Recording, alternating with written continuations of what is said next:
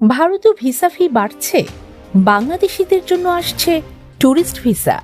ভারত ভ্রমণের পরিকল্পনা করছেন? তাহলে এই খবরটি আপনার জন্য খুবই গুরুত্বপূর্ণ।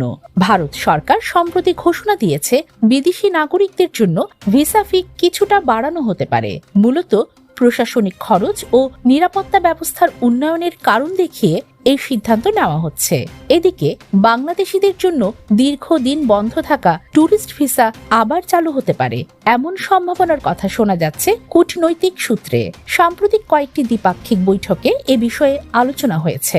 ভারত চায় বাংলাদেশি পর্যটকরা যেন নির্দিষ্ট নিয়ম মেনে সহজে ভিসা পায়, বিশেষ করে চিকিৎসা, আত্মীয় দেখা ও পর্যটনের ক্ষেত্রে।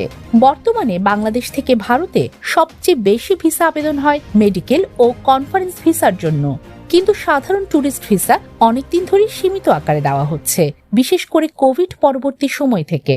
বিশ্লেষকরা বলছেন, ট্যুরিস্ট ভিসা চালু হলে বাংলাদেশিদের জন্য ভারতে যাওয়া আরো সহজ হবে এবং দুই দেশের মধ্যে পর্যটন ও ব্যবসায়িক সম্পর্ক আরো শক্তিশালী হবে। তবে ভিসা ফি বাড়লে যাত্রীদের খরচ কিছুটা বাড়তে পারে, তাই যারা ভিসা করতে চাইছেন তারা আগেভাগেই আবেদন করে ফেলুন। সংক্ষেপে, ভারতীয় ভিসা ফি সামান্য বাড়তে পারে, বাংলাদেশিদের জন্য ট্যুরিস্ট ভিসা চালুর সম্ভাবনা রয়েছে, তাই আগেভাগে ভিসা করলে খরচ কম থাকতে পারে। আরো খবর জানতে আমাদের চ্যানেল সাবস্ক্রাইব করুন। উম্মে হাবিবা শিবলি, দোয়েল নিউজ।